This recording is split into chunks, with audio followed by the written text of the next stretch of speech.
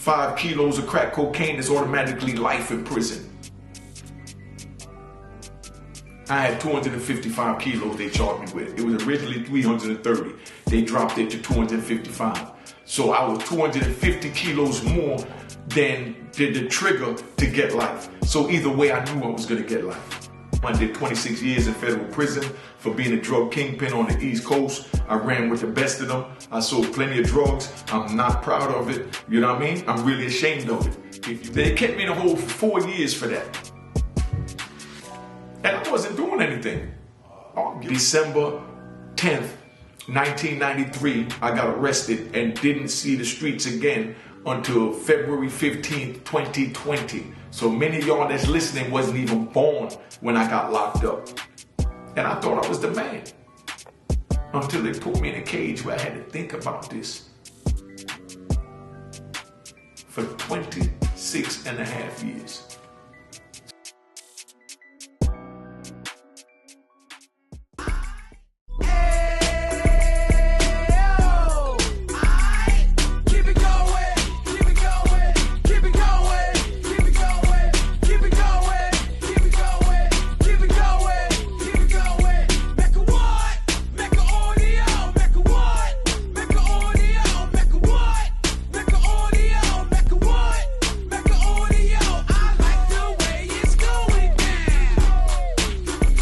Unique Mecca audio, man. I'm here. I'm doing prison stories so you understand what prison stories is about. It's not to glorify nothing. It's not to, try and make myself look bigger or glamorize the life of the prison, you know what I mean? Or the life of the street, because I'm going to mention different things about the street. So for those of y'all who don't know who I am, I did 26 years in federal prison for being a drug kingpin on the East Coast. I ran with the best of them. I sold plenty of drugs. I'm not proud of it. You know what I mean? I'm really ashamed of it, if you want to know. But at the time where I was at mentally, you know what I mean? To me, I'm speaking on myself. It was the right thing to do. You know what I mean? I didn't have a dollar, didn't have a pot to piss in, so I did what I had to do. You know what I mean? I wound up in federal prison. I wound up going to Lewisburg. While I was in Lewisburg, they had what they called the crack law riot. Y'all can look that up. Y'all want something to look into. You know what I mean? I wound up going to ADX Supermax. I was in Lewisburg 94, went to ADX Supermax 95. Came out in 99, went to Allenwood, met good brothers, Guy Fisher, William Underwood, you know what I mean? My elders that I respect to the fullest. They tried to talk to me and tell me to stay on the right path, do the right thing. I didn't want to hear none of that. Let's get that straight. I didn't want to hear none of that. You know what I mean? I wanted to still do me, because where my mentality was at was survival. You know what I mean? And I didn't care who I hurt in the process, what I did hurt in the process, none of that. So let's just get that real. So that's why I'm talking to the youth, to let you know that you don't have this mind frame. You know what I mean? I was raised to have this mind frame. You wasn't raised to have this mind frame. You know what I mean? I'm not proud of being raised to have this mind frame, but I'm just giving it to where it was at. I don't care who get hurt for me to get a dollar. That's how my mind frame was back then. If you could do that and you think you're strong enough to do that, just know that when those people come in, that you need to hold your own weight, because you chose to do what you do. Like I chose to do what I did. You know what I mean? And I wound up with life plus 20 years in prison. I served 26 and a half years in federal prison. And like I said, I'm not proud of none of it. And that's why I'm doing this show. And that's why I'm putting it out for y'all to look at it and see what a kingpin look like. That's remorseful. That's remorseful. So pay attention to what I'm saying. Now, I'm in Lewisburg. I'm going to give you the Lewisburg joint that wound up sending me to ADX. I'm in Lewisburg Penitentiary, 1984. While I'm in Lewisburg Penitentiary, they had a vote on the crack law riot. On the crack law. You know what I mean? To make powder cocaine equal to crack cocaine, because you only had to get caught with 1 gram of crack to get the same amount of time as 100 grams of powder. Black people sold crack back then. Yes, black people sold crack back then. White guys, white men, you know what I mean? White women, they sold powder cocaine. So they had to have 100 grams before they could get the same amount of time as us with 1 gram. 1 gram, you smoke that in 20 minutes. 100 grams, you're not smoking in 20 minutes, but yet they're giving you way more time for that. And I didn't like that. You know what I mean? I got sentenced to 255 kilos of crack cocaine. 5 kilos of crack cocaine is automatically life in prison. I had 255 kilos they charged me with. It was originally 330. They dropped it to 255. So I was 250 kilos more than the trigger to get life. So either way, I knew I was going to get life. Because they had what they call mandatory minimum. So there was nothing that I could do to not get life. So the judge asked me if I had anything to say to him, because when you're about to get sentenced, they ask you, do you have anything to say in your defense for why I should give you less time? I knew I wasn't going to get less time. What I did was I asked the judge to give me a prison where I could further my education that was closer to New York City, so at least I could try and be there for my children to see them physically on the weekends as I tried to figure life out in this new world that they sent me in. He sent me to Lewisburg. When I got to Lewisburg was October 17th, 1984.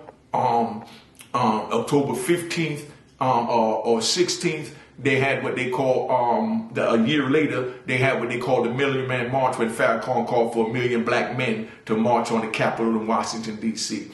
At that same time that happened, right before that, they had O.J. Simpson. Now, O.J. Simpson, you know, he won his trial in 1995 during October time. Then they had the Million Man March. You understand what I'm saying? Then they had the crack law vote. If they was going to make crack equal to powder cocaine, so that a black man would get the same amount of time as a white man, instead of the white man getting less time for having 100 grams of cocaine. Pay attention to what I'm saying. You're not going to get a better interview or breakdown of the system than this, because I lived in the system for 26 and a half years, from December 10th, 1993, I got arrested and didn't see the streets again until February 15th, 2020. So many of y'all that's listening wasn't even born when I got locked up. But a lot of y'all now is heading down the path that I'm heading down. So I'm trying to prevent you from going there. Me trying to prevent you from going there, I'm telling you the history of how this thing works and how my life got screwed up. I had 30 cars at one time. I was buying cars to match my outfits, not outfits to match my cars. You understand what I'm saying? I have more jewels than you could think of. All this is leftover jewels. You understand what I'm saying? But it is what it is. So, like I said, I'm not proud of none of this. None of this is to brag. It's just to let the young people know that even though I made it to the top of the totem pole,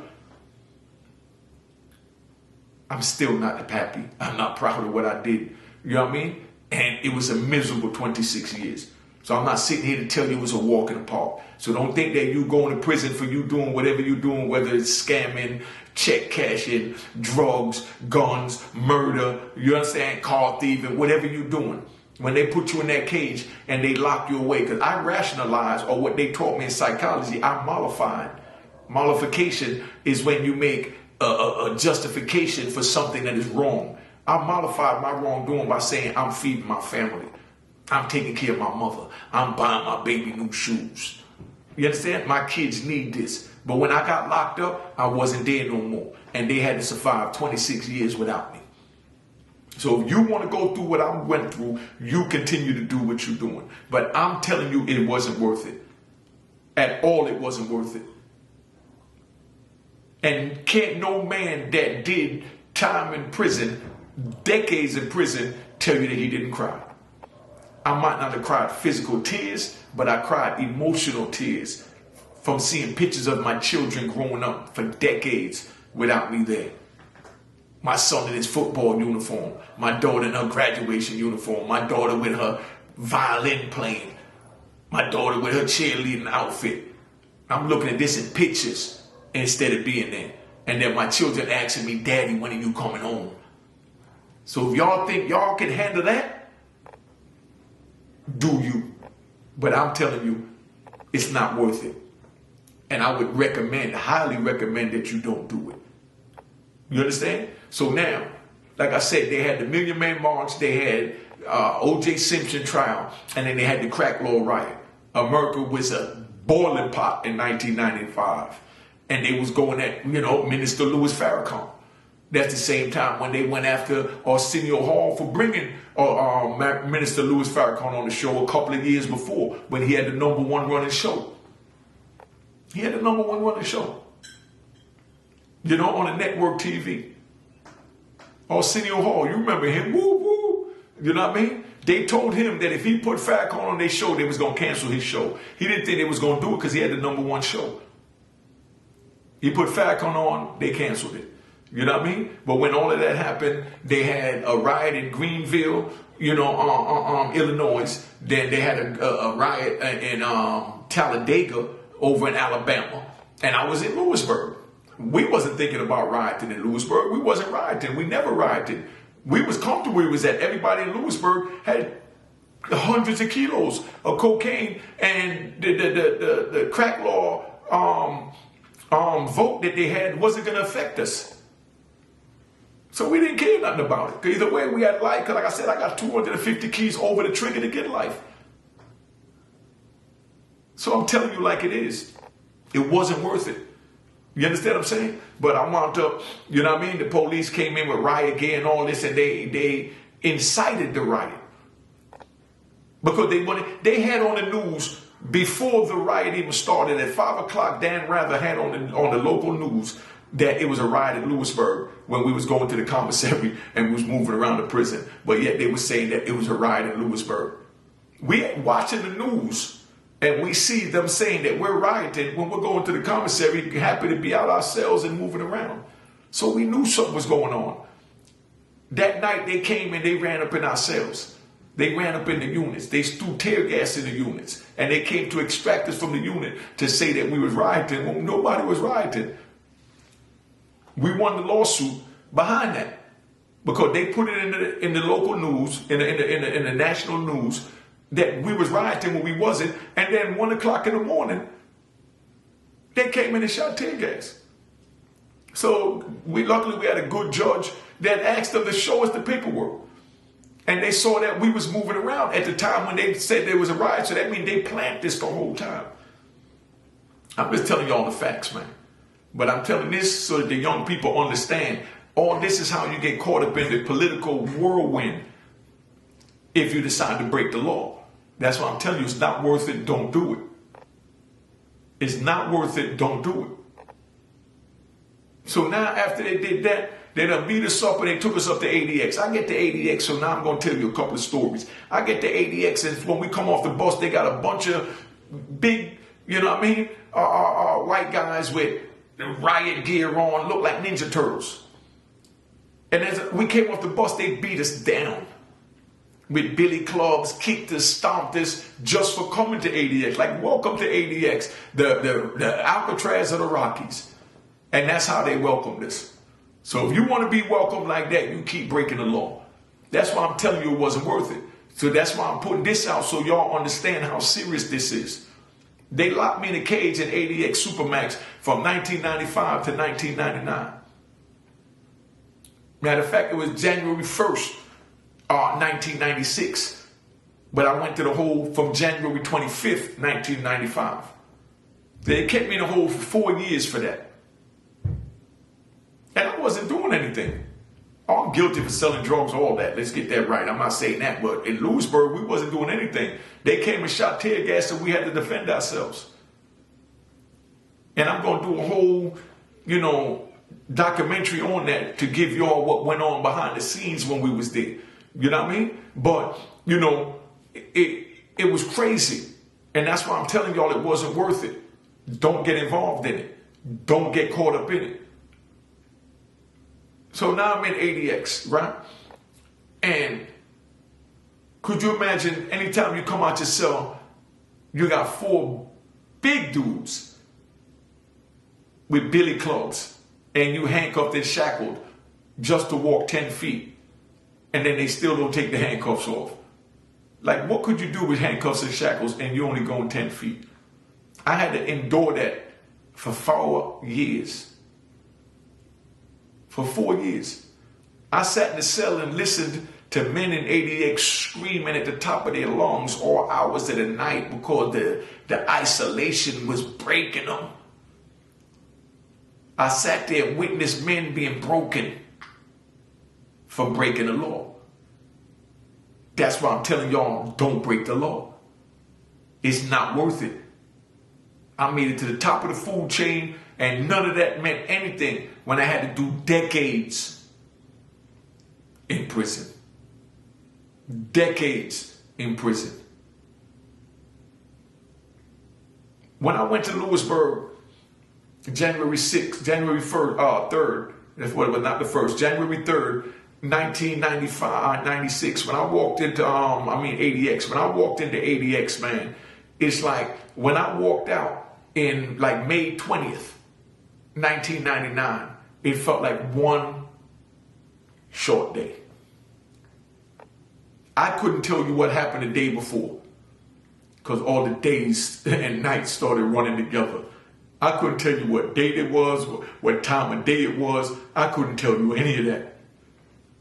Because all I looked at was the same four walls for 4 years. So if you think you can handle that, you know that that's there waiting for you. But I'm telling you, it broke me. A drug kingpin, an ex-drug kingpin from the East Coast.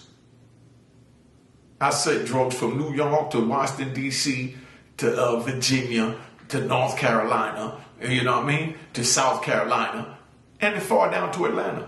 I lived in a big house with a swimming pool and jacuzzi in Miami, Florida. I had 4 or 5 European cars in my garage in Florida. I had a house in South Carolina, Charlottesville, with cars in the house, in the house. I had the same thing in Virginia Beach. This is all when I was in my 20s. And I thought I was the man until they put me in a cage where I had to think about this. For 26 and a half years. So I'm telling you, so you don't have to go down the path that I did to learn what I did, that it wasn't worth it. It wasn't worth it at all. So don't say I didn't tell you. Don't say no one didn't tell you, because no one told me, but that's not an excuse, because I know right from wrong and I knew what I was doing was wrong. You understand? So that's where we at with that, So now, I'm going to get into one of the prison stories. I get to Allenwood. A young man bet on a ticket. You know what I mean? With the ticket man. You know what I mean? Young man from Boston. You know what I mean? He bet on a ticket. The man that ran the ticket was from Miami, Florida. You know what I mean? They call that the Dirty South car. You know what I mean? So that's the Dirty South car. And then you got the Bean car. Because they call Boston Bean Town. You understand what I'm saying? The young man hit the ticket and won. The older dude that ran the ticket from the Dirty South car didn't want to pay him. Because everybody else hit him, so he figured he's smaller, he's from Boston, you know what I mean? He don't really run with them, he be with the New York guys, so the New York guy's not going to help him, so I'm not even going to pay him because I already got to pay out too much because everybody hit my ticket. This young man went and got a knife and came back and jumped over 3 tables to get to this dude that owed him his money for the ticket to put the knife in him. So y'all out there saying you don't want to pay your debt, somebody gives you something, you don't want to pay him, you don't know how extreme a person is going to take it to get his money. This man chose to jump over 3 tables with a homemade knife in the prison to get to his money. That's called getting your money in blood. So if you trying to, have somebody get their money in blood, you go to prison. You continue to break the law. That's why I'm telling you it ain't worth it. Because if that young man wouldn't have went to get his money in blood, you know what I mean? He would have got stabbed up by the men that he run with. Because they figured if you're not going to fight for your own money, you're not going to fight for us. So you're not valuable to us. So now you have to leave. So prison is a place that turns you into a gladiator. A gladiator. Don't get that twisted. So if you're trying to enter that world and become a gladiator, you do that. You understand what I'm saying? And then I'm going to take you to Lum Park. I'm in Lum Park. There's a dude in Lum Park that he gets there, young dude. You know what I mean? He's on some racist, skinhead Aryan Brotherhood time. No disrespect, but they got a group in the prison system called Dirty White Boys. You understand what I'm saying? So I don't want to use that terminology, make anybody feel offended, but that's the terminology. But you have these guys that they don't deal with blacks. You know what I mean? Just like the Serenos don't deal with blacks. You understand what I'm saying? But you got a dude out there that gets there, and you got a few white guys that's dealing with black people. As they're dealing with these black people, they're doing it on the low so that people don't know what they're doing. You understand what I'm saying? Now, here comes a young man that was in ADX with me. You know what I mean? With a very thorough white gang member named Barry Mills. So he came up on the Barry Mills as far as that white people don't deal with black people under no circumstances because they believe in white pride. I've talked to Barry Mills myself. Barry Mills told me straight up, Unique, I'm not racist. I just believe in white pride. I believe that white people is the superior race, just like you believe that black people is the superior race. You know what I mean? And just like Italians believe they're the superior race.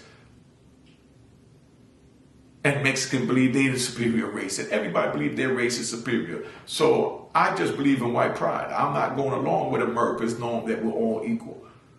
Because I believe that we're the superior race. That was his exact words. But a young man that came out under him came to Lum Park and he seen the way they was moving. And he started putting the press on them and getting the other guys that felt that way round up where any white young man or older man that was dealing with a black person, they would tell him to go get him. And they go stab him up for that. So could you imagine you talking to a black dude and then now you go back in the unit and then they stabbing you up all because you're talking to a black dude in the yard and you might have just been asking them, what team do you like? What do you think of the football game? That's what go on in the prison. This is real prison talk. But this is prison talk to deter you from wanting to break the law to go to prison. That's what this is. Every young man should see this. I'm going to watch my words. I'm going to try not to curse. You know what I mean? And I'm trying to be politically correct as possible so that the youth could see this. That's what this is for. So now this dude, he's got his little team round up and they moving towards, you know what I mean? Anybody that's dealing with outside the white race. So they got tired of it. So being that he liked to get high, they went got him some heroin. They went got him some wine. They went got him some weed. And they brought him back in the cell to have a party. Lo and behold, he didn't know what he was facing. He'd go back in there, shooting dope, sniffing dope, smoking weed, drinking jailhouse wine, and, partying with them. And then they gave each other the nod. And they stabbed him up and murdered him in that cell. And yes, I was on the compound when this happened. So I'm telling you firsthand, true prison tales. Jail tales, however you want to call it.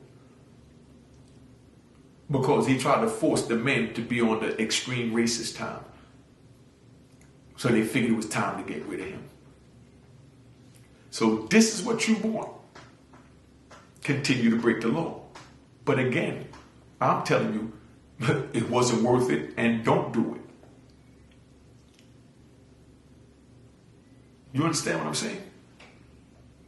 So pay attention to what I'm saying. I'm going to have many good episodes where I'm going to break down different scenarios of things that happen. You understand?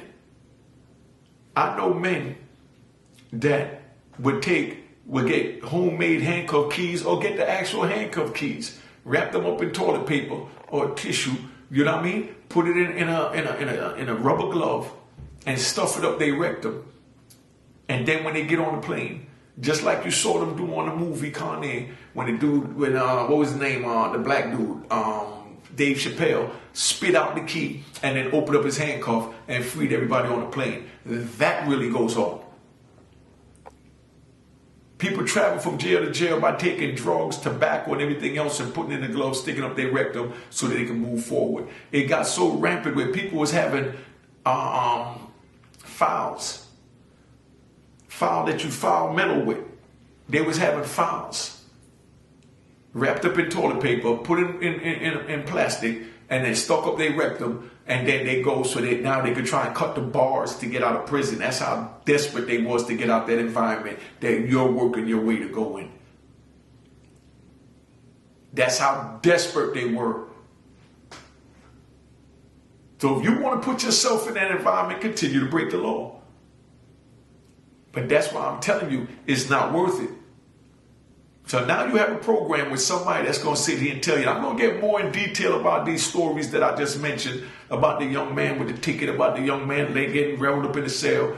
You know what I mean? You know, me and my brother Sanku, you know what I mean? My new film editor and director and executive producer. We're going to break all this down for you. But this is just the beginning.